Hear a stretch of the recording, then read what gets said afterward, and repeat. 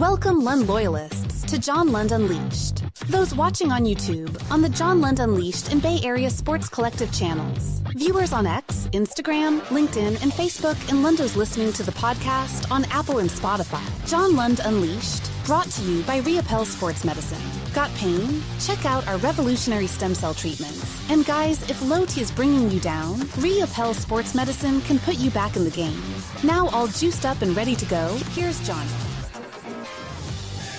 What's happening? Thanks for joining us. Sorry for my tardiness today. I have an excuse. I don't know if it's a good one, but there's what we're talking about today. A ton on the Giants, but I can't just talk about the depressing Giants all day, every day. So there's some rumors that Damian Lillard could be coming home to the Warriors. Now remember, he's got the dreaded Achilles, so I don't know when he's going to be ready, but there are some rumors going around. So we got some Warriors discussions, NBA discussions.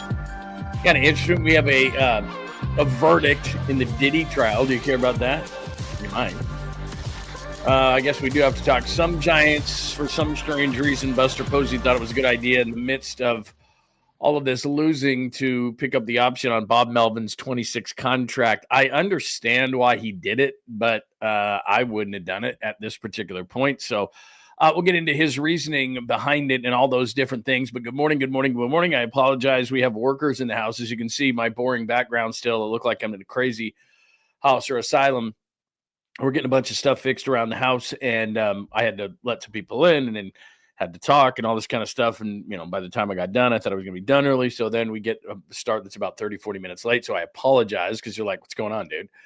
Not cool. So I apologize for that. So we will do an extra special show today, including a Caboose pistol that, I don't know, it's been in my mind for a while, and I've never really had an opportunity. And I thought, well, today's a good day because we all need to laugh, because if you don't, you're going to cry watching what the Giants do as they get blown out last night in Arizona. So we got a ton of stuff to get to for episode 181. Thank you so much for joining us in episode 181. You know the drill around here, but let me just hit something real quick because I wasn't live on Instagram. I forgot to do it during the open.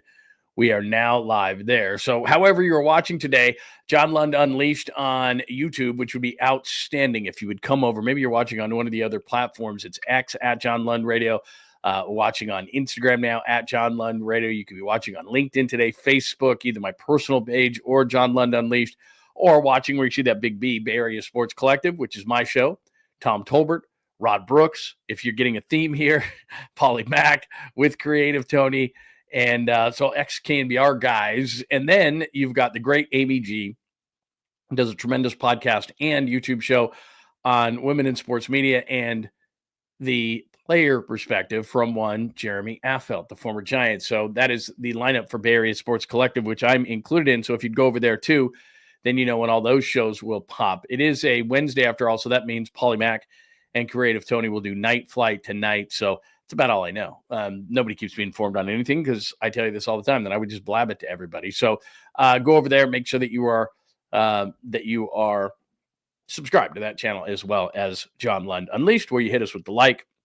You make sure that you have those alerts on and so forth. The show is under protest today, by the way. I wish I could show you. My dog is laying on the couch here in the studio and just pissed at me because there's workers in the house right now. My wife is gone, and there's workers in the house, and they're all over the place, and I can't trust the dog because he'll go running out or he'll forget that he already knows these people and start barking at him and all this kind of stuff. And so he's got to stay in here, and he's not digging it. So he's staring at me right now like, what are we going to do? We're going to go on a walk? Like, why do you have me in here? He feels like he's imprisoned. And so we're doing the show under protest. I'm not. He is. He's giving me dirty looks right now. But anyway, good morning, good morning, good morning. It is episode 181. Before we go out to roll call, before we hit up on the chalkboard today, and that's the way that we keep things straight around here, do remember that the show is title sponsored by our good friend, Dr. Jeffrey 𝐟𝐸𝐵, 𝐟𝐸𝐵 Sports Medicine, and you are going to look great. And I showed you this yesterday. I clicked on it with my very own phone and said, hey, this is what you're going to see. I don't even know where my phone is. I had it a second ago. I don't know. Don't you hate that? I just had it. I was going to show you again, but what you see when you click on that QR code, here's the bottom line. My wife has never felt better. She is doing stem cell. I'm sure you've heard of it, and you're like, does that stuff work, man? I said before, I'm like, oh, I know firsthand. Well, my wife, just because I'm seeing it, her shoulder, her elbow, her foot, she's all had a couple of procedures with the stem cell. Very simple to do, and it does work miracles because, as I've told you, my wife, all the ice bags and all the different things she would use while we were watching TV, and she's just had it kind of throughout her life. and she's feeling amazing with Dr. 𝐸𝐸𝐵, one of the first in California to do stem cell. He swears by it. In fact, I was in 2 days ago, and I was talking to Dr. 𝐸𝐸𝐵 about it, and his son, he's going to be a doctor as well, and he swears by it. Like, they're just like, man, stem cell is where it's at. And it's awesome. It just works so well. And for the majority of the people, large majority of the people, it's awesome. And your pain goes away. So wherever you have that pain, you got to talk to Dr. Jeffrey 𝐸𝐸𝐵 about it. Click on that QR code right there. Now, if you can't get to the QR code, it's really, really simple. Just use your favorite search engine. Google it. 𝐸𝐸𝐵 is spelled RIOPELLE. He is awesome. Dr. Jeffrey 𝐸𝐸𝐵 right there in the East Bay in San Ramon, and worth it wherever your drive's coming from. I'm telling you, like I said, he's one of the first in California to do it. So he knows what he's doing. And then I do. And this is why I was in the other day getting the update or getting the checkup on my low T. And I used to have to go in and get shots every single week. Did not dig that. And now it's every 4 months and I feel great. So make sure you check out Dr. 𝐸𝐸𝐵. And those aren't the only procedures he does. Men, women, you're going to look better, feel better. Check out all the things they can do for you over there with Dr. 𝐸𝐸𝐵. Dr. Jeffrey 𝐸𝐸𝐵, RIOPELLE, Dr. Jeffrey 𝐸𝐸𝐵. Make sure that you tell him that I sent you over. That is one of the most important parts, so that he can help you out and can treat you even better than he normally does, which is high-end stuff, people. So Dr. Jeffrey 𝐸𝐸𝐵. All right, let's get to things this morning. Episode 181, the Giants get blown out. That's no big surprise. I told you, you make your life a lot easier if you just say to yourself, they're just not very good. Didn't help me last night, but maybe it'll help you. I don't know what to say of Birdsong. I was wrong on him. Was great out of the bullpen. Always been a starter. Talked to him numerous times down at the ballpark. Very mature kid. I thought mentally, I mean, he's got stuff. 98 miles an hour. Stuff's breaking. It's nasty. And I had no issue with the mental makeup because I've talked to the guy numerous times. Very mature for his age. I thought, nothing's getting to this kid. He's going to be good. And he was great out of the bullpen. And as a starter, for the most part, he's just been... I mean, that's the perfect word for it. Mentally, he's just not there. I'm going to play a cut from you. He's probably got to be out of the rotation. That hurts me to say. And they don't have a lot of rotational depth, so maybe he just stays there, but maybe they kind of move the bodies around a little bit. But he just mentally, this has happened like, 3 or 4 starts in a row? Cruising, looking good, cruising, loses it. Loses his release point, loses confidence in his pitches, can't spot anything. All of a sudden, that 98, which is nice, is right down the middle, up in the zone, and gets hit out of the ballpark. And that's what happens. I keep confident to my golf game. One goes into the trees and I'm done. I just mentally can't get it back. And that's Birdsong. One goes and he is done. No matter how dominant he looked up into that point, he's done. And even admitted last night, and I don't know what's going on. And this is where I'm going to get into a discussion about the coaches, but the game is mental. It's mostly mental. And that's what your coaches are there for. And that's why, I'm struggling with him keeping Pat Burrell. All of a sudden, a lot of these pitchers are struggling mentally. Walker is, Birdsong is. Like, who's talking to these guys? Who's trying to help him through this? Because that becomes a coaching issue. Players play, coaches coach. I get it. But Birdsong's struggling with the same thing every single start. Cruising along, looking good, and loses it. And that's where a coach comes in and says, I got you. Or a sports psychologist or somebody who's behind the scenes here. And this is where I'm struggling with this organization, is that I get it. Players play, coaches coach. But this kid's got a shitload of talent. You got to help him out. It's the same thing every time. Why isn't anybody mentally helping this kid out? The hitters are getting worse, not better. The pitchers are getting worse, not better. Like, what's going on? And I don't mean Logan Webb. I mean, he does what he does. Robbie Ray's a veteran. He's got a system for himself. But these other guys are like, they're struggling big time, man. Maybe Verlander's not. He's 42. He knows what he's doing. But some of these young guys, they're just not, Jung-Hoo Lee's not coming around. Like, who's the sports psychologist? Who's the guy that's supposed to help them? They're not getting better. They're getting worse. And not just worse. Worse than worse. I mean, they're going into the tank, these guys. So anyway, we got to get into that conversation. We'll get into Bob Melvin and why they picked up his option. I understand why. I just don't agree with it. The fan that was booted again. We'll explain if you care about that. The guy out in left field for the Diamondbacks. Waiting on Giannis might not be a good thing. I got the latest there. Lillard and Horford. What would that do for the Warriors? Where would that put them in the Western Conference? That might be the way. Did he kind of got away with some of it, but not all of it. random thoughts, and I got a Caboose to make you feel better today. It's just a video that I see all the time, and I just thought, you know what? I'm just going to bring it onto the show today because people need some laughs. All right, let's get to things. And again, I apologize. We had some stuff going on around in the house today, and I had to be present because my wife is not here, so I had to do a few things, and it took a little bit longer than we thought. By the way, the dog won't even look at me now. It was on the couch and was just giving me the evil eye, like, let me out of here, and I can't because he's going to mess with the workers. And now he's looking out. We've got like a glass door that come in here, and now he's just like, don't even care, not even going to look at you. He's trying that. It's like, dude, I can't let you out. I can't let you out. That's just what's going on. All right, good morning to everybody. JJ Raider was the first one in here today. Hi, John Joseph. It is great to see John Harder, Pine Needle, Joy, Enrique, Dom. Hello, Dom. Good to see you, my buddy. Tommy Huxley is here this morning. Tommy was on fire yesterday. I think it was yesterday. Jake, Naomi is here today. That is awesome. Papa J, please like and subscribe to both channels. Thank you very much for that. I appreciate it. Who else do we have in here? Joji is here. We should have some people that are usually late that are like right on time because I was such an idiot today. The 1420 is here. Daniel from the 916. I don't know what the Kings are doing. Dennis Schruda. What else? Who else do we have today? I'll get to everybody because we got to get going. Mark, it is great to see you this morning. And again, if you're wondering what I'm doing, you're like, where are these people coming from? They are in the John Lund Unleashed chat room. So come on over, say hello. We have a great bunch of people in here today. And by the way, as I always say, to 100% get your questions, comments, thoughts on the board, all you got to do is hit me with a super, donate to the show, which would be greatly appreciated. All right, let's get to things. Let's start at the top. The Giants blown out.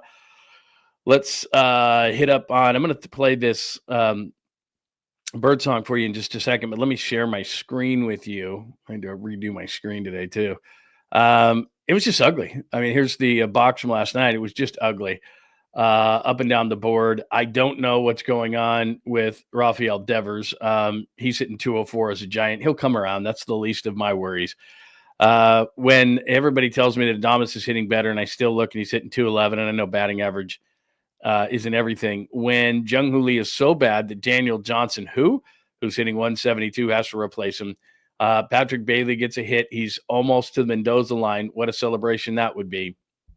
And Tyler Fitzgerald, after having a decent day the night before, goes 2 strikeouts in 3 bats. And so the hitters don't do much. They had 1 for 6 with runners in scoring position. By the way, since May, the Giants are last in baseball with runners in scoring position. God, do we talk about that a lot. But the problem for me is right here. Hayden Birdsong was cruising early and then can only go 4, gives up 3 earned, gives up that big home run, 3-run shot. His ERA is up to 4.30. Seymour had to kind of wear it for a while. Carson Seymour, big dude, looks like he could bring it. He's not ready. He didn't look very good at all. He gives up 3 home runs, did Carson Seymour. Welcome to the bigs. And then one of my least favorite Giant relievers, because the game was out of hand, they thought, let's not use anybody important here. Then Joey Lucchesi comes out, and Joey Lucchesi, there you go. So again, they get out to a nice lead. It's 2-0. You're feeling good. And then Birdsong just loses it. I mean, that's just what happens. 3rd inning, but then it was really the 4th inning. And that ball's right down Broadway, a little bit up. It's almost like McCarthy was like, here, could you put it right here? And Birdsong's like, okay, I'll put it right where you want it. And it was up in the zone. He whacks it. He gets a 3-run shot. And from there, just no good. So you can look at it 2 different ways. They are really scuffling. They're scuffling with their starting pitching. The relief is not great. Wasn't great in June, up to their normal standards, which was the best bullpen in baseball. They're not hitting. They got a ton of injuries. Who's playing second? Who's playing third? I mean, again, if we go down the line here, Flores had to play third base last night. Fitzgerald doesn't deserve to be playing second base, but they have no other options. So, and Devers is dealing with a couple of minor injuries. And so maybe that's why his hitting is struggling. But Devers can't play in the field, and it's not because he's pissed off at the Giants. He would play third base if he was physically able to play third base. Bob Melvin said last night that he's not even cleared to play first base where he doesn't have to move near as much. So he can't play anything in the field, so he's your DH, so then you're like, okay, Flores can play first. Now Flores is at third. That's a defensive liability. And Dom Smith is at first base. So not only are they playing bad baseball, not only is the pitching not carrying them through these injuries because it just can't, But now you've got like you don't want to play Dom Smith every day. You don't want to play Wilmer Flores at third base every day. You don't want to fill in Daniel Johnson in center because Jung-Hoo Lee hit $150 in June, but that's where you are as a team. And you're just like, oh my God. So they're playing bad baseball. You put on top of that the injuries, but again, the injury, if Schmidt comes back and plays second, that's not the be all end all. It really started with the Matt Chapman injury, which forced some of these guys that aren't ready to play. So they need to get Chapman back ASAP. They need to get back on track. But here's the thing that was funny. They're only one game. This is where I'm saying it depends on how you look at this thing. Look, they're not playing great baseball. I'm not trying to say that they are. I'm not blowing any smoke here. But they're one game out of a wild card. So not everybody around them has been crushing it either. It's not good baseball. You're not excited about the baseball that they are playing, but they're one game out of the wild card, so don't panic. So if I'm Buster Posey and we're sitting here on July 2nd and I am 29 days away from the trade deadline, I'm going to my powers that be, and we're having a discussion. When they went and got Devers, it was obvious. The pitching was great. Starting pitching was coming around. The relievers were the best in baseball. They needed a stick. It was that simple, right? Needed a stick. Okay, they got the best, one of the best bat that's going to move during this deadline is already moved, and that's Rafael Devers. He'll come around. He's got some minor injuries. Maybe that's playing a little bit of havoc in what he's doing. Maybe he's trying a little bit too hard. Maybe he's trying to carry the entire offense. Whatever the case may be, that's what's going on. But now all of a sudden, all these leaks are springing everywhere else. Injuries, so third and second base are a complete joke. Starting pitching, starting rotation, out of your top two, out of Webb and Ray, the rest of these guys are completely hit and miss, which means you're having to use your bullpen more, which means the players that you want, like, so if your starters are giving you 6 and 7 consistently every single night, boom, boom, boom, boom, boom, boom, then you could use those high leverage relievers, and that's all you'd have to use. But now with the starting pitching outside of those two that I mentioned struggling a lot, then what's happening is you're having to use relievers that you don't necessarily want to use a lot more. So that's what's happening. I don't want to use Carson Seymour. He's not ready. I don't really want to use Bivens a whole lot. I don't want to use Luke Casey. I'm glad Jelly's gone. But now they're having to use more of those guys because they're having to fill in more of the gaps. And then in a game like last night, it's 8-2. I'm not using high leverage guys in that situation. So that's hurting the bullpen. So the bullpen's not pitching up to their level and what they did the first couple of months. The hitting has never really come around. They'll do the old roller coaster ride where they'll get 2 runs, 4 runs, 6 runs, 8 runs, 0-0, 1-1, 2. That's what's going on. As far as the offense, in fact, they had a graphic last night on the postgame show that perfectly. So since May 17th, so I talk about this all the time. Their magic number is 4. All right, they score 4 runs, they win. They score 5. Oh my God, their record, they're almost unbeatable. But since May 17th, look at this: 0 runs, 4 runs, 2 runs, and 3 runs. So that's they go under 4 runs. It's difficult for them to win. So 17, 21, 25 games, 3 runs or less, 16 games, 4 runs or more. And they've even lost because the pitching's been struggling. They're even losing some of those games lately. Even if they're scoring 4 and 5 runs, they're even losing those games. So sorry to be the bearer of bad news and the bearer of bad graphics, but that's what's going on. And they aren't showing a sign of being able to pull out of it anytime soon, only because I don't know what, Matt Chapman's got to come back and kind of balance the ship. And then you're looking at second base going, okay, who's ever left over, who's ever hot can play second base. And then, 𝐃𝐨 looks like he's got something, he gets hurt. Schmidt looks like he might be going on a little bit of a roll, at least as far as he's concerned, he gets hurt. So it's a combination of bad baseball and bad luck. That's what's going on as far as the Giants are concerned. But if you want to be glass half full person today, they are 1 game out of a wild card. And if I'm Buster Posey, here's what's much more difficult 29 days away from the deadline. And I'll ask you this. What do they get? What do you want? They need a stick, and I don't care where it is. Because Devers is just a DH, they could still use a stick at first base. They could use a right fielder in Mike Yastrzemski, and, it's not Yastrzemski's fault. It's just if that's there, he can become a 4th outfielder. Although I will say if Jung-Hoo Lee keeps playing like this, I'm not opposed to putting Mike Yastrzemski in center and then getting somebody else in right. And I don't care how much Jung-Hoo Lee makes. Why would you compound a problem? Well, he's making so much money, we got to play him. No, you don't. Like Jung-Hoo Lee in June hit 150. You can't stay in the lineup doing that. So if this continues, you got to bench him. I don't care if he's making 100 and something million. I don't care what it is. You're compounding the problem. So 𝐬𝐮 Lee is not beyond reproach here, which is if you continue to hit a buck 50 a month after month after month and you can't figure it out, your defense is good, but Mike Yastrzemski can play center field for the Giants. Don't give me this Matos stuff. I know he doubled last night, and people are, oh, Matos, this whole thing. He's never consistently hit. Matos is not the answer. Not to me. Not until he proves a hell of a lot more, and he's not a good defensive center fielder. We saw that last year. He's a roller coaster ride in center, so he's not your center fielder. You could move Yaz to center and Matos to right, and I still think that's too much for him. I think right field's difficult in this park. It's not that I'm not a Matos guy. It's just he's part of the problem with the Giants. He's an up-and-down guy too. So they need maybe an outfielder. Second base needs to be solved. And then right now, what's really screaming for this team is they need a solid – it doesn't need to be a superstar. They just need a solid number 3 guy because 4 and 5 are always going to be up and down, especially 5. But you need it when the thing that got exciting was when BIRDSONG first got into the rotation, he was solid. And that's all you need out of your 3. Just solid. Keep us in the game because we got our first 2. If we can get our 3rd to be solid, and then our 4th and 5th are a little bit of what kind of wild card guys. Verlander could come around. He's had a couple of nice starts in a row. Roop is kind of up and down, but has been more up than down. Then you're okay. But they may have to go because, I keep saying this. I love the Devers trade. 100 times out of 100, even though he's off to a slow start, I'm making it. But they lost major league starting pitching depth and bullpen depth, losing Harrison and losing Hicks. And I'm okay with it.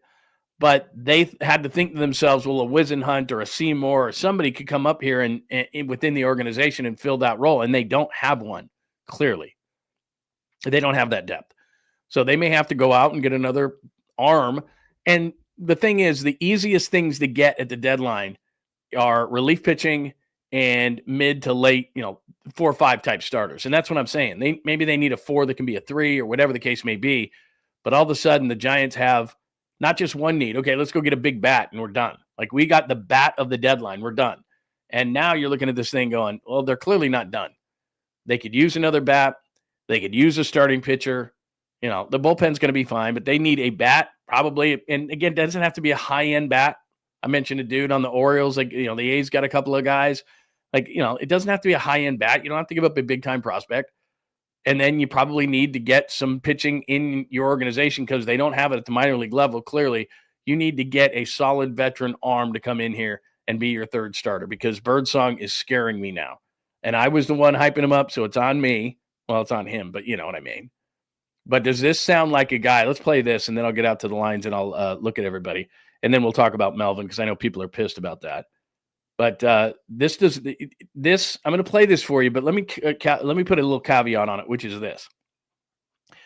Players play, coaches coach, but it's up to the organization to figure things out. So if the same thing keeps happening again and again and again, then it's up to the organization, especially with the young player as talented as this, to figure it out. So JP Martinez, the pitching coach, whoever the sports psychology people are, Bob Melvin is the manager, Buster Posey representing the front office. They've got to figure this out with this kid. He's got far too much arm talent and arsenal to be this mentally weak every time out. So in other words, once something goes wrong for BIRDSONG, that's it. He melts. He might as well have been outside in 110-degree temperatures in Arizona and not inside a nice, temperature-controlled building. He melted on the mound for how many times is this in a row? 4 or 5? Cruising. First sign of trouble, he can't get out of it. And it's on him, but the organization isn't helping. And that's what I'm saying is I'm going across this, and this is why it's confusing that Melvin gets the contract extension now. I know why, but I'm going to explain it in a minute. But Melvin can't figure him out. Pitching coach can't figure him out. Go to the hitting side. All these guys who are getting worse are not playing to the back of their baseball card. Pat Burrell can't figure out how to get these guys out of slumps. It's mind-boggling to me. It screams they need new voices in the dugout. So listen to what BIRDSONG says after the game here. He just can't figure it out. And a lot of times it's not up to a young player like this too. It's up to an organization who supposedly has seen this time and time again to figure it out for him. So take a listen to this. This is alarming. Single time. I don't know what it is. Same thing every single time. I don't know what it is. Almost feels like a force field. Okay, let's stop that for a second. It's the same thing time and time again. I don't know what it is. It's almost like a force field. All right, so the guy's a mental mess. You can see it on his face right there. Like, he's just like, I don't know what the hell's going on. Look, he's 23 years old. He's not supposed to know everything, but he's got great arsenal, great pitches. He gets, I don't know if he, his location turns into shit. He doesn't have confidence in his stuff. Like, all of a sudden, he just loses it mentally, and that's on the organization. Continue. I don't know why. Same mindset. Arm feels good. Just got to find something. Don't know what it is, but we'll find it. Is there sort of a disconnect between how you're feeling mentally versus the result? Maybe. That has to be. I don't know how to flip that, but it needs to flip soon. So it's getting annoying. I mean, that's a guy that is just mentally screwed right now. He's a mess. I mean, he just said it. He said exactly what we've been watching. He's not like oblivious to it. Like, I don't know. Every time it's the same thing. I'm cruising. Everything's great. I have confidence in my stuff. One bad pitch, one bad play, whatever the case may be. And then it's 3 or 4 or 5 in a row where it's either he can't find the zone, he starts walking guys, or a guy like last night, McCarthy hits an absolute rocket off him and a pitch that's located so poorly. It's like, are you kidding me? Up in the zone fastball that the dude just teed off on. And he did it because JP Martinez came out and he's like, hey, you got to throw strikes here. He was walking guys. He was out of the zone. His same thing, his release point, his confidence, all these things evade him. He gets smoked. I mean, I've seen this start over the last, 3 or 4 or 5? And it seems like he's just doing the same thing and expecting different results. And this is team-wide.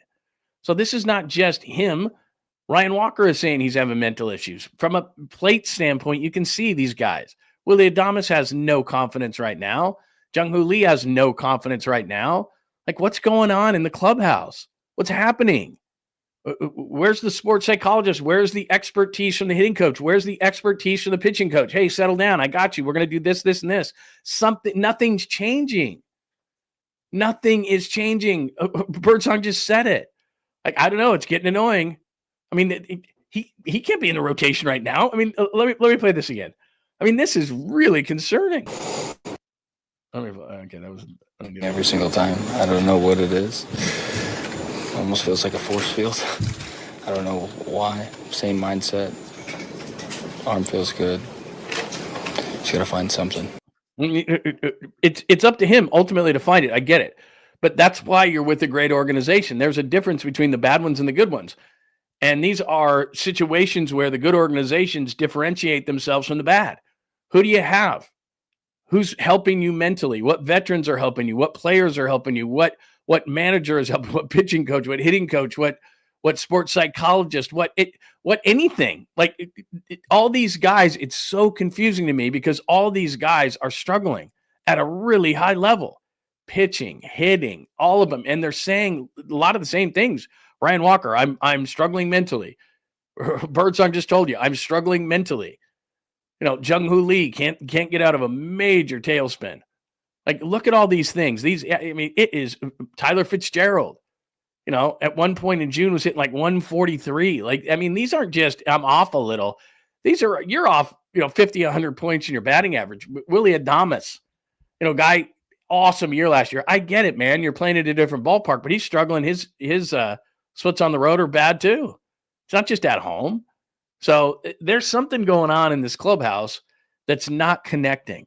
And it's a miracle, really, that they are where they are. Again, they're one game out of a wild card. But you listen to these guys night in and night out, talk after games. They are all flummoxed about what's going on. They're all just like, I don't know.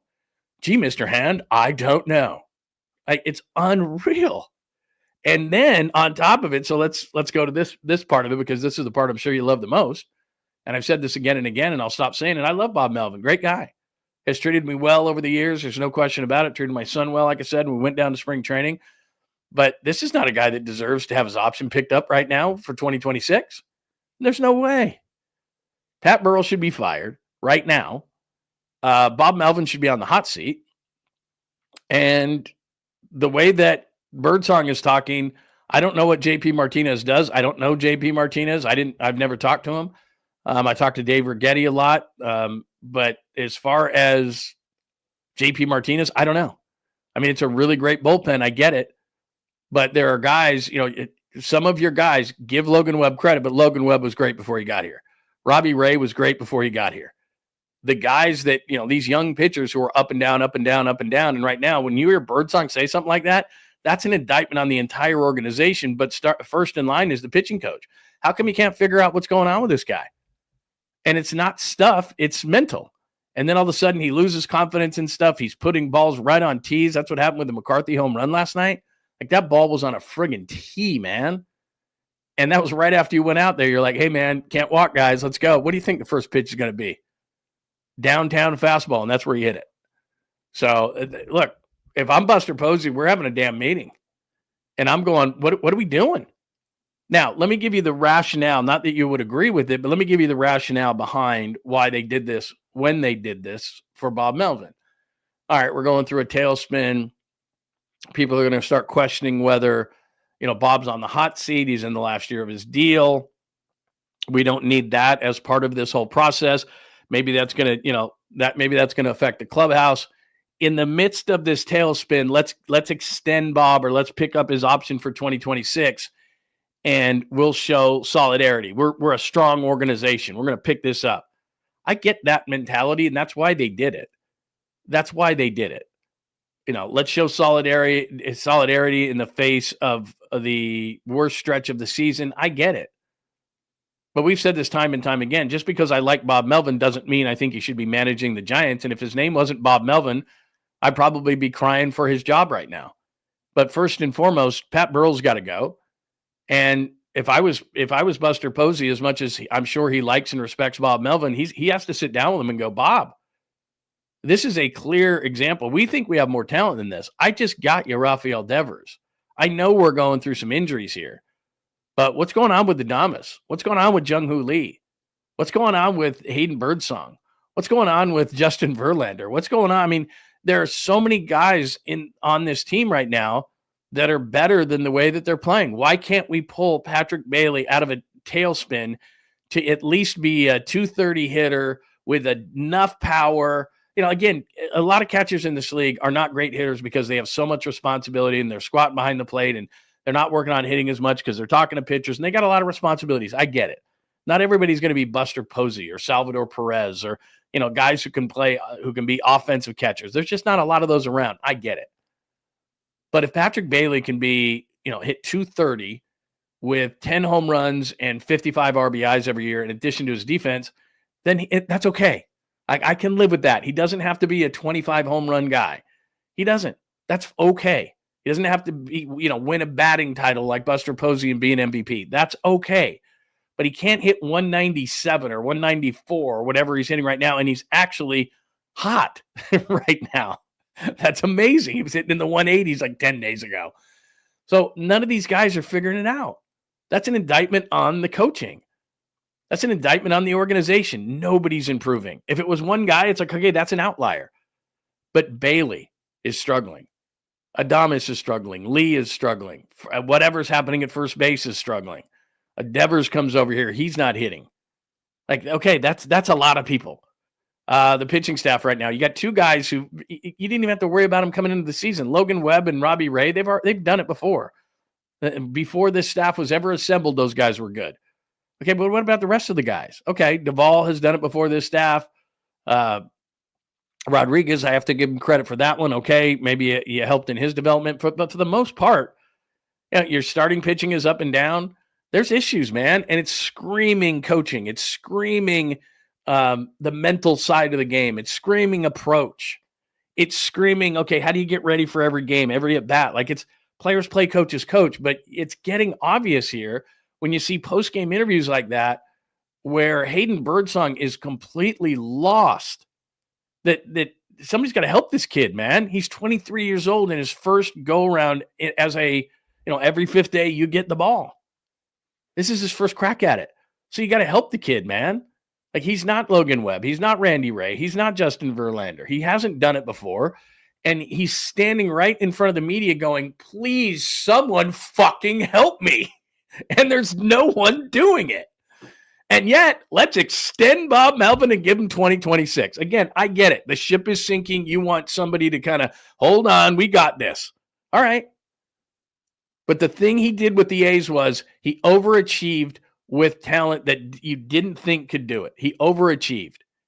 And right now, for the second consecutive year, he's underachieving. And with the Padres, he underachieved. Like, he's on a bad roll here.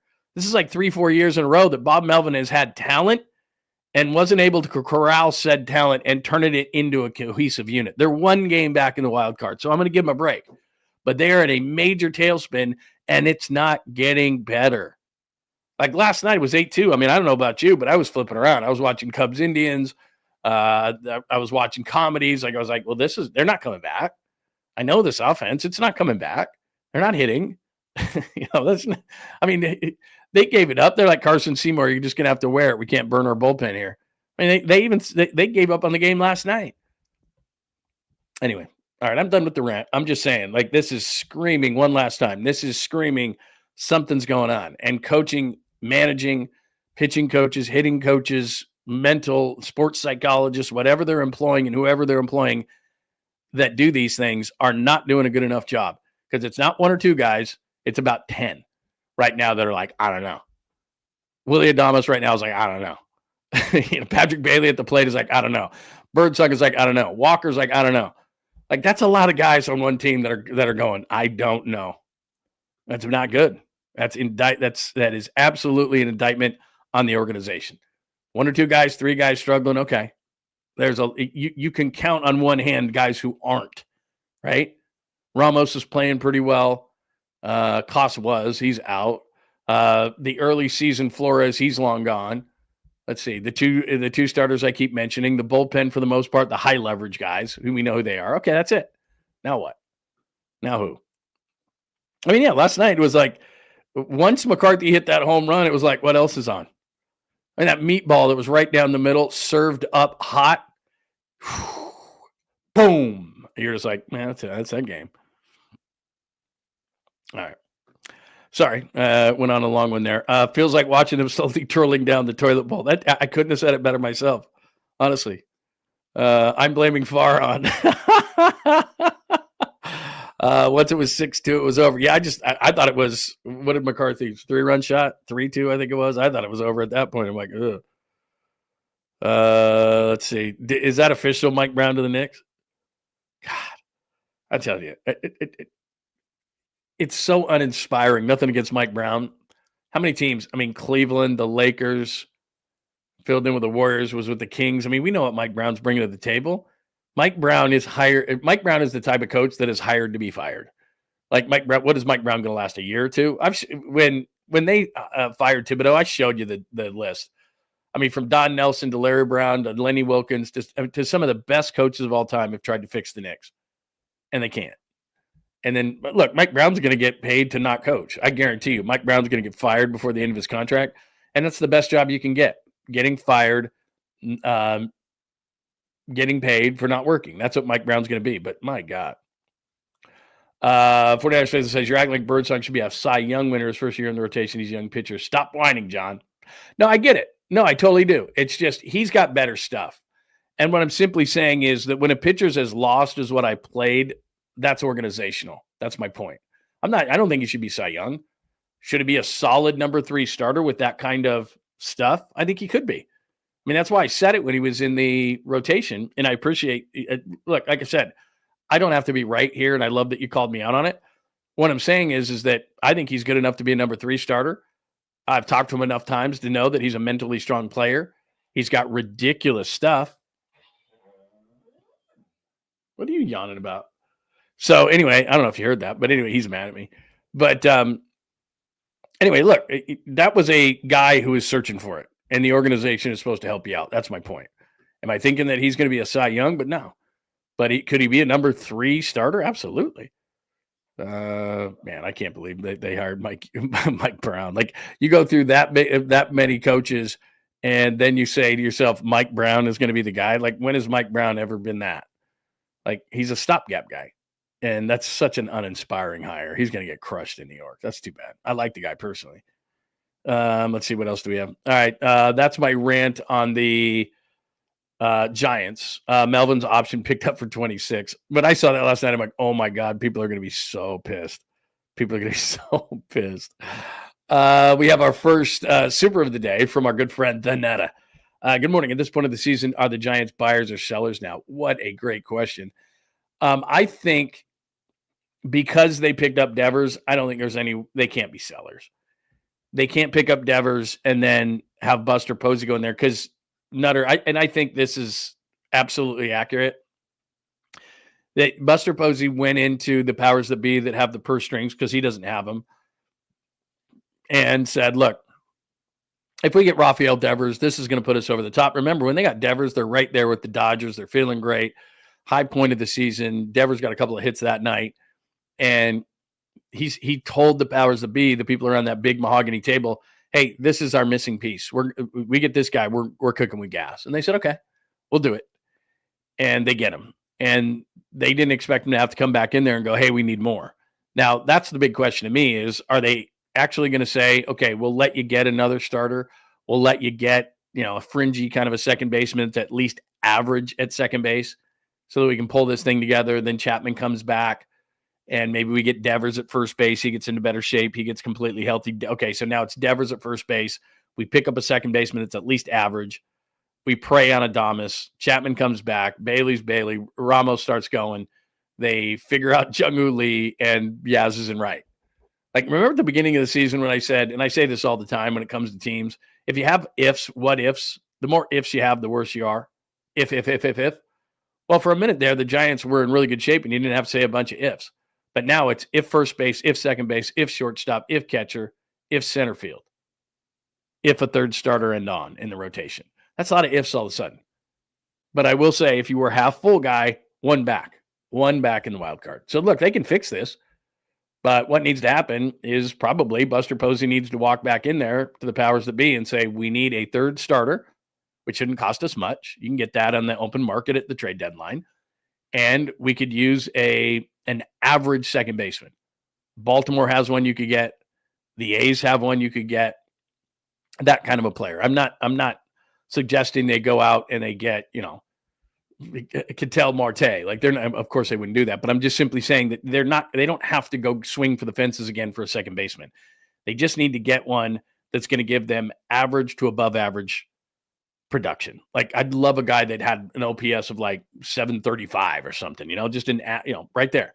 Could knock 10 home runs out, knock in 60 runs in a season, play good defense. Like, just give me an average second baseman, because then I can get Devers at first, average second base, et cetera, et cetera.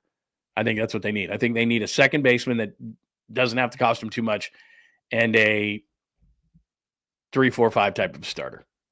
I know it sounds simple, but they could do those things, but it's just going to be a matter of, can he go back into that room after swinging for the fences and bringing in a big fat contract with Rafael Devers and say, I know I told you I was done, but I need this and this. I don't know if they would do it. To answer your question, though, Nutter, I don't think they can be sellers. I just don't. I don't think they can go in after getting Devers and hype that all up and then be sellers. And I don't think they're sellers. I think they're better than that. I think we didn't talk about it a lot at the time, but the Chapman injuries absolutely crushed him. Chapman injuries absolutely crushed him because they've been terrible at third base. So, remember a couple of weeks ago, maybe a week ago, I showed you OPS at each position, and catcher, they were terrible. First, they were terrible. Second, they were terrible. Center, they were terrible. Like, now you're adding third base to that, because when Chapman went down, he actually, I think at third base, when Chapman went down, I think the Giants were like second at third base as far as OPS, second or third. And, given his defense and everything that Matt Chapman does to win games, that we just don't realize he's a really good base runner, all those kind of things. You don't realize how great Matt Chapman is because everybody's locked in on this, that, and the other, but not realizing what a great complete player he is. And when he leaves, not only, he's a great leader in the dugout, great defender, can come up with a lot of clutch hits, has some pretty decent power, all those kind of things, holds teammates accountable. That's hard to do when you're hurt. So all those things that he brings to the table, that's a massive loss. And it just so happens that they start to go into this tank when Chapman's not in the lineup. He's huge. So, yeah, getting him back is going to be massive. All right. There's the story on the Giants. Keep giving me your thoughts on them if you would like. Again, if you're watching the show later, hit me right under here. And at John Lund Radio on X is a good place to hit me up if you've got any Giants questions, comments, or thoughts. The fan booted. I don't know if you heard, but the guy who we talked about it yesterday, the Arizona fan, and he was all over TV and radio and all that and all the TV channels, local TV channels yesterday. I guess he's done that up to like 10 times. He said on some of these things, but he's been booted for the rest of the season. What I thought was funny, not that I'm defending the guy, but what I thought was funny about him getting booted a couple of nights ago was he actually caught the ball behind the outfielder. So it wasn't fan interference. So I don't know why they kicked him out of that particular game, because I see why he was kicked out of others. But that one, he just caught the ball and they called it a double. It wasn't fan interference. So anyway, he did, by the way, and maybe he had the best angle because he caught the ball. He said that where he was, if he wouldn't have caught it, it would have gone off, he thought, the top of the wall and hit the yellow line. That's what he said. So those of you who said yesterday, because I thought it was a double, I thought they called it right. People are like, no, Lund, that was a home run. Well, they had the guy did say he thought it was going to hit the yellow line. So that would have been a home run. That would have tied the game. Probably would have changed things. So that fan saved the Diamondbacks. Crazy. All right, that's the baseball side of things. Anything else that you want to talk about as far as the Giants? We can always hit that as well. But let's see. Let's go. NBA is really crazy right now. So the cover of the show today is that Coming Home, episode 181 for Damian Lillard. Now, Damian's got an Achilles. Who knows if he's going to play next year at all. But what's interesting about him, and I'm going to play something from our good friend Mark Spears in just a second. But here's the thing about Lillard that's amazing. All right. So the contract's got 2 more years left on it, and I think it's at about $55 million a year. Let's just say that just because that's about right. He's giving me dirty looks again. For about $110 million. Well, what Milwaukee's doing, Milwaukee, is they are spreading this out over 5 years for about $22 million per season. But the money comes to Damian Lillard over the next 2 years at 55 per. So he's loving this, because what this does is he gets the money. He doesn't have to wait. It's not going to be $22 million a year for 5 for him. That's just how they're doing it from a money standpoint on paper. That's all on paper. He's getting $54 million, $55 million the next 2 years, like he was playing for the Bucks. And then any money he gets on a team that he signs with is offset. So let's say that he goes to the Warriors for the sake of conversation. And like I said, I'll play this from Mark Spears in just a second. Let's just say it's the veteran minimum for Lillard, right? The Warriors pay him 5. Well, that money's offset. So he doesn't make any more money. The Warriors, again, hypothetically speaking, could pay him $50 million, and he's already getting $50 million from the Bucks. So that's offset, and then he gets only $5 million from the Bucks, and it's 55. So he's going to sign. My point here is he's going to sign for the next 2 years, and half of it at least. So like a lot of people are saying maybe he could be ready after the All-Star break next year. So he's going to sign a 2-year deal, and the reason he's going to do that is because the Bucks are paying him that $55 million a year for the next 2 years. And any money he gets from another team that he signs with is offset. So he's not going to make an extra dime. So he's going to do something that's really, really smart. It's kind of what Russell Wilson did with the Steelers. Like, you get all this money, and then there's a provision in the players union contract is that money is offset. So whether $5 million comes from the Warriors and 50 comes from the Bucks, or 20 comes from the Warriors and 30 comes from the Bucks, whatever the case may be, he's getting the $55 million. So what is going to be smart for him is, why would I put a bunch of financial burden on the team I'm going to? I'll just take $1 million from that team. So I get $1 million check from the Warriors, and I get $54 million from the Bucks to make up the $55 million. Make sense? So there's no reason for Damian Lillard to ask for a bunch of money. Let's just hypothetically speaking, say he goes to the Warriors. They don't have to pay him hardly anything. He's not going to want hardly anything from that team. Whatever the lowest amount legally by the bylaws, by the rules that he can take, he'll take. And then all the burden will go on to the Bucks. And it doesn't matter to the Bucks because they're paying him out. It's not, they didn't reach a buyout agreement. It's part of the contract, the player's contract. They can do this over a 5-year period for $22 million. So if he goes to the Warriors, they could pay him $1 million. It doesn't matter. He doesn't make any more money or any less money. So he's going to want to put the least amount of burden on the team that he goes to. Most of the burden goes on the Bucks. They've already got it on their books, and the money's offset. So people are like, well, would Damian Lillard be a good idea? You're not going to get a player of Damian Lillard's caliber, even coming off an Achilles injury, for the low amount of money that you're going to be able to pay him. So wherever he goes, and look, he's another one of the old guys for the Warriors, and he certainly doesn't help their size. I get that. But what I put there and I'm jumping ahead of the Giannis thing, I'll do that next, but it says Lillard and then in parentheses, Horford and a question mark. Maybe they go Horford for the size. Lillard is like a trade acquisition at the deadline, and you have Horford and you have Lillard, and Lillard is the third guard in the rotation. Now, I don't know how happy he's going to be with that, but that's probably the best situation for the Warriors is he's a third guard in the rotation. I don't know if Podziemski starts, comes off the bench. Maybe Lillard does. But at this point of his career, I could see Lillard going, hey, man, I'm cool being, the microwave coming off the bench. So, and especially coming off an injury, I could totally see that.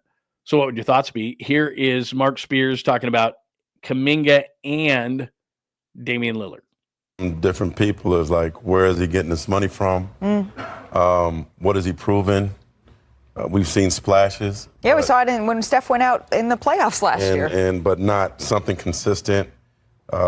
One GM said, I think he needs to worry more about the fit than the money right now and take care of the money later with his play. So what I'm hearing, the Warriors are still optimistic that they're going to re-sign him. But if they re-sign him, maybe that's for a sign and trade. Another thing I'm hearing of the many teams that reached out to Damian Lillard, the Warriors were one of those teams.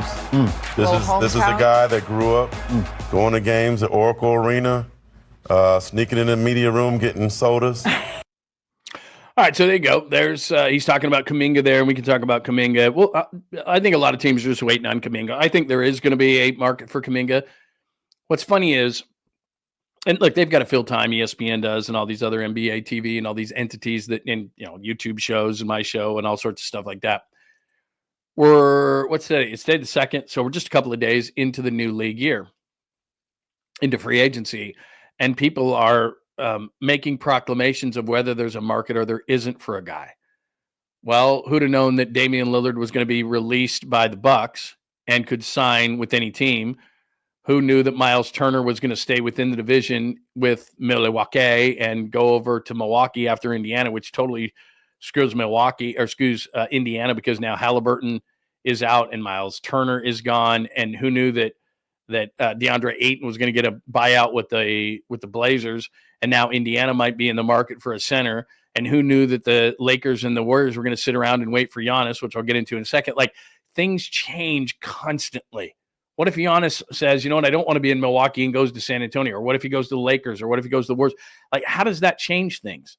It changes them immensely, because then all of a sudden it's like, well, let's get rid of Kuminga, because clearly, and again, Giannis is another player who's not going to shoot from the outside, and Kuminga's not going to fit within that. So even, somehow if they got him, like, so markets change all the time. All of a sudden something's going to open up on a certain team. Like, I don't know what Boston's trying to do. Boston's like, you know what? We can't really win this year. We don't have Tatum, so let's just we're going to try to win some, but win for the future. So wouldn't Kuminga fit there? The Bulls have still been talked about. Miami is one of those teams that the Lakers and the Warriors sitting around to see what Giannis is going to do. If Giannis chooses Miami, what does that mean for the Lakers? If Giannis goes to the Lakers, what does that mean for Miami? Are they in a Kuminga sweepstakes? So these are puzzle pieces that are constantly moving, and yet proclamations are being made by Windhorst and Screamin' A and Kendrick Perkins and all these people when we don't even know what the chessboard's going to even look like. We're a couple of days into the season. One move necessitates another. One move opens up a roster spot or a necessity for another team. So we just don't know what the market is going to be. People are making proclamations. There's no market for this guy. There's this, there's that. Look, teams are sitting back and they have plans. They have a chalkboard. They have a grease board that says, if not this, this. They have 5 or 6 or 7 plans. It's not over. Like, the offseason isn't even over. It hasn't even started. There's a number of players, even though a lot of the free agents are gone, there's still trades that can happen. That just changed that team. Now they might need Kuminga, or they might need, we're just sitting back seeing. Like, one of the biggest thing going on right now, so let me just transition into Giannis. The biggest thing right now is, okay, Miles Turner comes over to Milwaukee. And I showed you this yesterday. So given how crazy the East is right now, Boston's out of it with the way that they're doing business. They traded Jrue Holiday and they lose Jason Tatum. And now all of a sudden they're kind of, trying to 2027, it's a big free agent class. So now they're going to open up money for 2027 is what they're thinking about. And all of a sudden the Hawks are like, wow, we're going to make some moves. And they go out and they get Porzingis and they sign some guys, make some trades. And all of a sudden you're looking at Atlanta going, maybe they can do something. And then Milwaukee, you think, is out of it, but they get Miles Turner, and they don't look half bad, especially in the East. The Knicks just hired Mike Brown. What are they going to do as far as, would they move Karl Anthony Towns? If I'm the Knicks right now, I'm looking around going, okay, my roster's flawed, but hell, the East is an absolute dumpster fire right now. I'm probably the favorite in the East. So, Philadelphia is a team that was a complete dumpster fire, but if Paul George and Joel Embiid get healthy, plus they have the third pick in the draft, and they have Maxey. Like, isn't Philadelphia all of a sudden near the top of the East? Like, all of a sudden with all these moves, teams in the Eastern Conference, Miami's a perfect example, sits there and goes, there's no dominant team in this conference. If we went out and we got a Kuminga. So there's a lot of moving parts, and yet proclamations are being made that there is a market for this player. There isn't a market, this guy, that guy. And what's really happening is Giannis is just sitting there going, I don't know. And Miami, the Lakers, and the Warriors, like everyone's sitting there going, why aren't the Warriors doing anything? Because they're waiting on Giannis. Why aren't the Lakers doing anything? They're waiting on Giannis. Why isn't Miami doing anything? They're waiting on Giannis. That's the big holdup here. And they need him to make some sort of a proclamation, whether he's going or staying. Here's Shams yesterday on that very topic. Today, but what's happening all offseason in Milwaukee. And he took notice of this move, no doubt, but sources tell me that it's more than just tonight. And at the end of the offseason, my understanding is Giannis Antetokounmpo will ask himself, he'll look himself in the mirror, look around him, and say, can I win a championship with this team as currently constructed? And the answer to that question faces not only him, but the Bucks and Milwaukee. And again, what happens if that answer is no? The only person that knows the answer to that is Giannis Antetokounmpo. All right, here's the first part of that is the part that is the most confusing, because Sham said right there that he's going to wait till the end of the offseason. No. If I'm Milwaukee, as much as I love you and I appreciate you bringing a championship to my city in 2021, you got to decide now. Like, this is holding up the entire offseason, including Milwaukee. Like, if he goes to the Bucks and says, look, and, the Celtics having that injury, Halliburton having that injury, that really helped the Bucks, because under normal circumstances, if Boston has Tatum and Indiana has Halliburton, which means Miles Turner probably doesn't leave, then all of a sudden they're going, well, we're not as good as that team, and we're not as good as the Knicks, and we're not as good as the Hawks. They could probably look at 6, and Giannis is saying, I probably want out of here. But now it's currently constructed, even though they're not I still don't think they're very good. Like, Miles Turner's okay. He's not a superstar. So Miles Turner, Giannis, Kyle Kuzma, Porter, Gary Trent Jr., that's their starting lineup. Like, is that an NBA Finals team? No, that's not an NBA Finals team. And so if I'm Giannis, but there was a great piece. Sam Amick, of course, wrote it in The Athletic today, and I encourage you to read it. Great piece. And what he does is he goes back every time that Giannis has thought, his eye wanders a little bit, they go out and they do something. And they make a move. They went out and they got Lillard. They went out and they've got players. When he was up for extensions, Milwaukee every single time has said, all right, well, what about this guy? And then he signed the extension. It's happened twice before with Milwaukee, whereas I was wandering a little bit, and then they make a move. Like, the first time they got Jrue Holiday, and Jrue Holiday was great. They win a championship. The second time is they moved Jrue Holiday to get Damian Lillard. He was really happy. Didn't work out. But still, he was on the verge of an extension. He signed it because Milwaukee made a move. Now this is the third time, and Milwaukee says, how about Miles Turner? How about a weak Eastern Conference? And Shams is saying right there that Giannis is going to wait. He can't. He can, but if I'm Milwaukee, I'm going, dude, we need to know. Because everybody else is going to make these moves, and then you're going to decide at the end of free agency. Milwaukee's got to go to him and go, hey, man, we just made our big move for Miles Turner. This is our team. Milwaukee's not making a lot of big moves from here. So now Giannis has got to look at it and say Atlanta made some moves. New York is better. Boston and Indiana, because of major Achilles injuries, are out of it. Like, where do we sit? They're probably 4th or 5th. They're not going to the NBA Finals. They're not beating Oklahoma City. They're not beating Houston. He's not winning a championship. So right now, if you look at it objectively, I'm not a Milwaukee fan, but if I'm Giannis, I got to look around. What if I'm on the Lakers? And again, what do they have to give up? What if I'm on the Warriors? What do the Warriors have to give up? What if I'm on the Heat? What do the Heat have to give up? Like if I'm him, I want to stay in the East, to be honest, because I think it's a lot easier. Depending on what they'd have to give up, I mean, Giannis to the Warriors, but it's not for free. It's Giannis for Kuminga, Podziemski. You got to make them salaries match. He's over $50 million. There's probably another player in there. People are going, Moody. Okay. Couple of first-round picks. I mean, would Milwaukee take that? Probably not. So maybe. I don't know. The Lakers, was it going to be Austin Reeves? I mean, they're going to give up Austin Reeves. They don't have a whole lot to give up. LeBron's not going in that deal. They'd want LeBron, Luka, and Giannis as their core. So anybody not named those guys, Dalton Connect, somebody like that is going to go. All right. Miami, they are not going to want to trade Bam Adebayo or Tyler Hero. So anybody else is on. But, look at Miami, for example. No state income tax in Florida. He's going to play with Adebayo and Hero and then whatever else they can put around him. In the Eastern Conference, that's not bad. If your big three is Adebayo, Hero, and Antetokounmpo, then that might be able to win the East, depending on what they can keep around him. But what are you going to give up if you're the Heat? They don't have a whole lot. So anyway, point is that the entire offseason is revolving for the Lakers, Warriors, and Heat around Giannis. And if Shams is right, and he generally is, he's going to wait till the end of the offseason.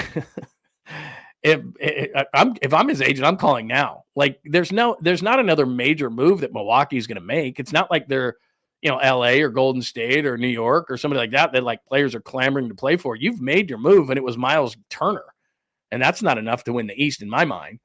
So he's got to make up his mind sooner rather than later, or there's a logjam in the West, which we don't generally care about, or logjam in the NBA, which we don't generally care about if the Warriors were more set.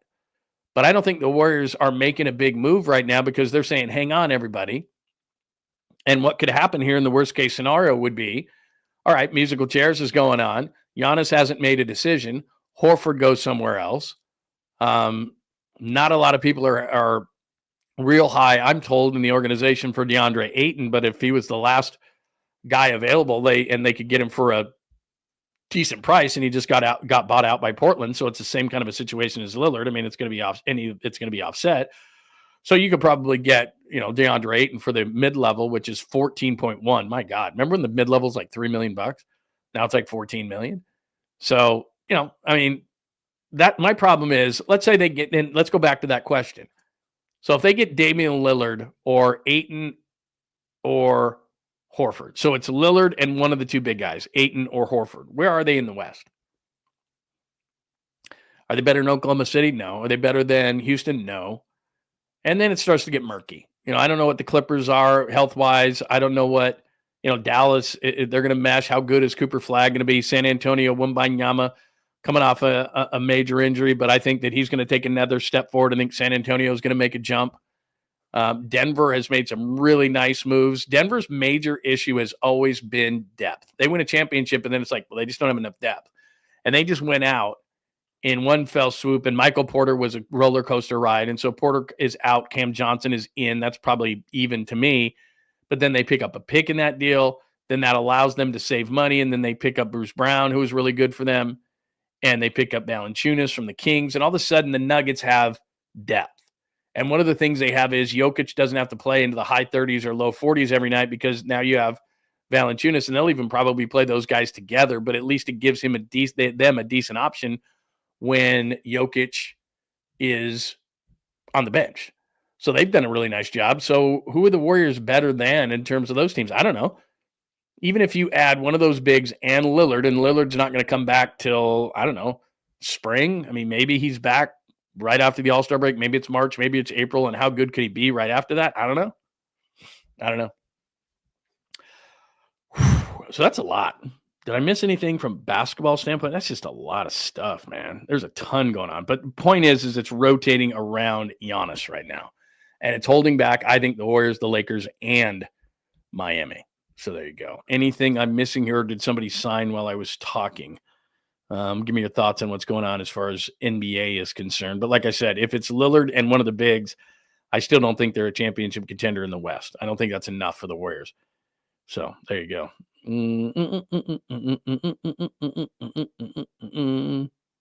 All right, there you go. Let's see. All right, there's the NBA side of things. So here's where we are in episode 181. The Giants blown out 8-2. Birdsong loses it. Melvin's option is picked up in 2026. It's like the Titanic. All is well. All is well. Look, we picked his option up. The fan was booted for the rest of the year in Arizona, waiting on Giannis. Lillard / Horford. Would that be enough? They don't have either of those guys, but just saying that there is rumors as I've played. Diddy verdict is out. Good lawyers will get you a lot, which is he was found guilty on prostitution charges, one with his former girlfriend. Well, actually, two former girlfriends. Those were the prostitution charges, but he's acquitted on the major deals, so there was 5 charges. He was acquitted on 3, sex trafficking and racketeering. There were 3 charges there, and there were 2 prostitution charges. He was found guilty on the prostitution charges. Those charges have a maximum of 10 years each. So he could get 20 years in prison, but he would have gotten life sentences on the other ones. So we shall see as far as how much he goes to prison. I have a weird feeling he's either not or very little after all of that. So, but good lawyers can get you out of it. So the 3 major charges, Diddy did not get charged on. The 2 involving his longtime girlfriend and then a girlfriend after that are prostitution charges, and those he got nailed on, and those are 10 years each. 10 years each on Diddy. I got a weird feeling he's not even going to go to prison. Maybe he will. Short period of time. But anyway, he must have some pretty good lawyers. So that's the latest on Diddy. Caboose. I have a really good Caboose for you. It's weird, but I have no, it's not weird. It's just funny. Any more thoughts, questions, comments on any of the things that I have discussed today, or we'll move on to the sweet, clean, family-friendly Caboose pistol. Lillard makes no impact in 2026, so what does it matter? Yeah, you might be right on that. I mean, some people are saying maybe right after the All-Star break, but he's not going to be the same kind of a player. So he's going to get a 2-year contract. He's going to rehab with that team probably the most next year. And the only reason I think Lillard fits is because of this whole 2-year window thing. So if he signs a 2-year deal, then he's on a 2-year plan, just like Butler, just like Draymond, just like Curry, just like Kerr, and he could be a third guard, at least in that last year. So that would make some sense. So we'll see. But he did say, as you heard Mark Spears say, they did reach out to him. So that could be kind of interesting. And then Al Horford's like 90 years old, so he would fit perfectly within what the Warriors are trying to do. So like I said, if that was their offseason, if their offseason was Lillard, who would only play a year to a year and a half, or not even a year and a half, maybe the playoffs next year, and Al Horford, that wouldn't get me overly excited. Now, that's why I think they're sitting back. They're looking at the West. The West is totally opposite of the East right now.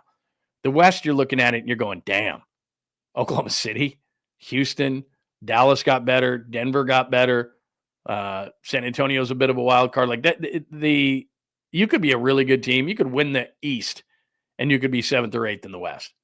And that's where I look at the Warriors. I'm like, look, the Warriors can improve themselves, and still you'd look at them and go, God, they're 5th, 6th, 7th in the West. You look at the Eastern Conference, everyone's scrambling in the East to go, wait a minute. I mean, the Hawks are going, hey, we could win this thing. The Knicks are like, we're the favorite. Boston and Indiana, due to injuries, are way down the line a little bit here. Miami's going, well, we're kind of a mess, but if we added Giannis and we could keep, Bam Adebayo and keep Tyler Hero, we could be in this thing. Like the East is going, wait a minute, it's wide open. The West, you're going, damn, you could be really good. You could be the 7th team in the West and be the best team in the East. I mean, that's the way it looks right now because of those injuries. So, and that's where Giannis has got to make a decision. Like, well, geez, we're not that great, but man, the East is not very good. So anyway, there's that. All right, let me give you the sweet, clean, family-friendly Caboose pistol. And as it does happen oftentimes, and I've seen this a lot, I don't know, it just hit me as extra funny today. So what was going on? Well, let me play the Caboose and then I'll explain this. Sweet, clean, family-friendly Caboose pistol time. John Lund Unleashed presents the Caboose pistol. Wedged in the crack of her buttocks. Somehow, someway, Lundo thinks this is the best way to leave a final impression on you for the day. The old Caboose pistol, everybody has one. Did you say Caboose? I know some woman who could hide a machine gun in there. Yeah. Leave me out of this, you weirdo. Here's John. By the way, this is a good idea. They've tried to get Siakam in the past. Hi, 𝐬𝐮𝐬𝐫𝐸. Go get Siakam. Yeah, I mean, if Indiana's blowing it up, they're going, God, we're not going to have Halliburton. We just lost Turner. They could go, blow it up. Siakam would be good. He's so underrated. All right, so here's what's going on. I do this all the time. I'm getting videos ready for the show, and then another video will pop up after that, and I get addicted and I start flipping. But this one hit me funny for the Sweet Clean Family Friendly Caboose pistol because we needed to have one today because of the way that the Giants are playing, because the Warriors have done nothing so far in free agency, but especially because the Giants just stink and they got blown out. And after McCarthy hit that home run last night, I was like, well, this game's over. What else is on? So I had seen these a bunch of times, and every single time, I don't know, maybe you don't think they're as funny as me, but every single time I see these, I belly laugh. Like, it's not just kind of like chuckle, like, this is funny. And I would love to do this, but then I'd probably be too scared. But these are so funny. And a lot of them are in England, but there's a bit, and you've probably seen it. Like I said, so you're looking at videos, right? I'm like, oh, that's a good video for the show. I grab it, and then as the end of it plays, a beginning of another one will start. And a lot of times I'll just stop it, but sometimes if I'm on a run, I'll watch a few of them in a row. And this one came up, and I've seen a million of these, but they're always funny. And I thought, okay, we needed something to laugh at. So these are those videos, and you've probably seen them that, hey, you can't park there. So a car will be like smashed or something like that, and people are standing around them. And these assholes, I would be so pissed at them if I had gotten a crash. So you get in a crash, even just like a little fender bender, and you're just in a terrible mood. And somebody drives by and goes, hey, mate, you can't park there. And it's like people get so pissed. So anyway, I thought this would be perfect on a day like today where the Giants lose 8-2 and are sinking, I tell you. Your car here, ma'am. Are you blind? Ma'am. Hold on, let me start again. You can't park your car here, ma'am. Are you blind? Ma'am. Excuse me, mate, you can't park there. What? Can't park there, mate. Can't park there. You can't park that there, mate. F*** off. Hell.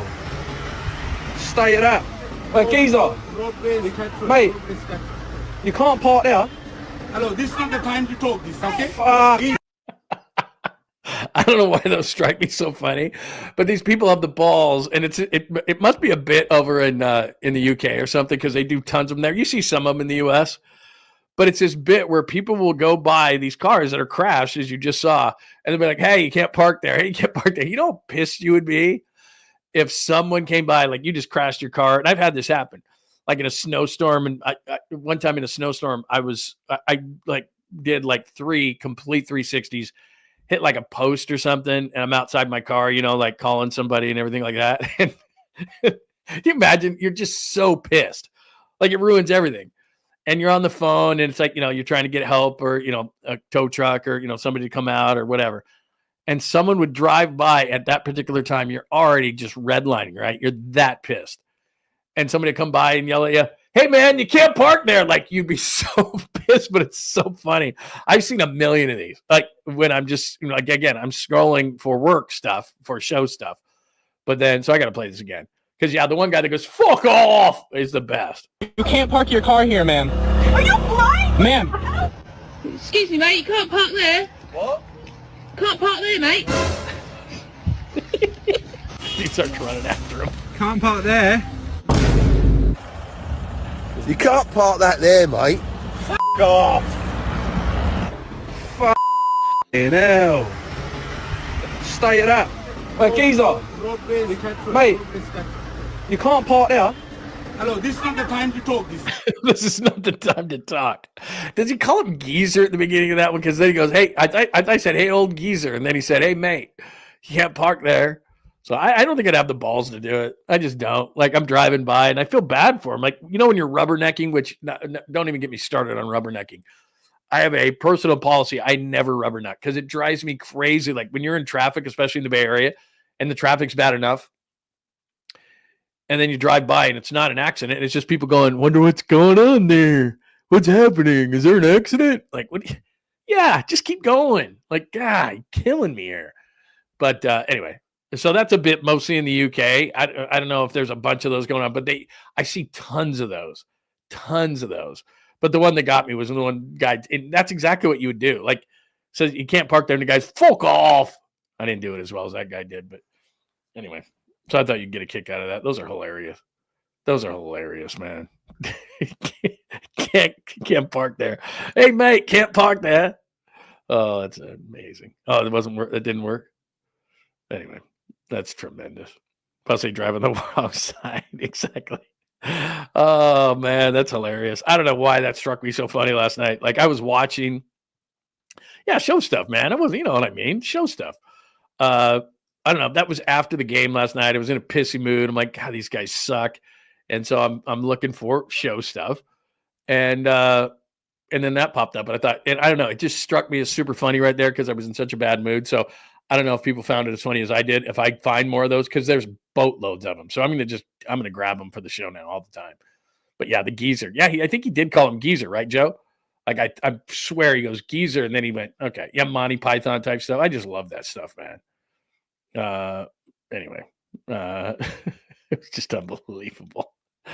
Oh, that's unbelievable. Anyway, anything else today? Yeah, Benny Hill type stuff. Exactly. British humor. Amazing. British humor. Just so funny. Like, can you imagine? What if you were on the other side of that and somebody goes, hey, you can't park there. And you just got in an accident or something and your car's crushed. You're like, I'd do that one guy. The second guy ran after him. Like, second guy's like, I will catch you and I will beat your ass. That was so good. So good. I love it. All right, there you go. That is your sweet, clean, family-friendly Caboose pistol. Unless there are anything else, any supers, anything you want to get out of your pie hole right now. Episode 181, the Giants get blown out again. Birdsong loses it and is confused. That tells me that something's going on with the coaching staff. Melvin option picked up in the midst of the Titanic. All is well. All is well. The fan booted from Arizona, the guy who was catching all the home runs. Waiting on Giannis. He is kind of screwing up the offseason right now, especially for the Lakers, Warriors, and Heat. Damian Lillard, what would you feel about that? That was the one that I put up as the show. Mark Spears saying that the Warriors have reached out to Damian Lillard. He wouldn't play for the majority of the season, if at all, next year. But what would you think of Damian Lillard coming home and becoming a Warrior? And I put Horford in there. If those were the moves in the offseason, how would you feel? Diddy acquitted on the most serious of charges, but 2 charges for prostitution could carry 20 total years. I got a weird feeling he's not going to spend any time. He's going to have one of those things around his ankle. Random things happen throughout, and Caboose, British humor. Yeah, he did say geezer. Hey, geezer. And then the guy turned to him. He's like, mate. It's the best. Now is not the time to talk. Oh, yeah, now is the time to talk because we need to laugh at you because we're in a bad mood because of the Giants. All right. There you go. That is your sweet, clean, family-friendly Caboose pistol, but I already said that. Thanks for watching on X today. Thanks for watching on Instagram. Please make sure you come over to the YouTube channel because if you missed any of the YouTube right after the show, now you can go back now, or I'm going to put the chapters up so you can watch a little bit later. We will, in just mere moments, put this up on a podcast. So if you missed some of the show and you want to listen to it, or maybe you want to listen to it again, you're out running around today, just Apple, Spotify, wherever your favorite podcast, JohnLundUnleashed.com. They're up there as well. All of the archives, as well as your social media channels, are there. Bay Area Sports Collective, make sure that you are subscribed there. That's me, Tom Tolbert, Polymax Particles with Creative Tony. Who else is on there? Rod Brooks is there. Rod Brooks, Quality Hang is there. Jeremy Affelt and Amy G. So make sure you check that out as well. Thanks for watching on Facebook, LinkedIn, X at John Lund Radio. Instagram at John Lund Radio, all of those places. Thank you. Please subscribe.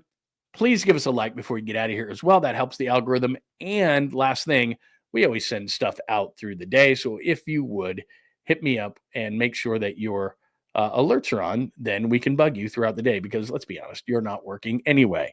You probably are, actually. All right, there you go. That is episode 181. Everybody have an amazing Thanks for hanging out with John Lund Unleashed. We'll try to be better next time, though I wouldn't hold my breath.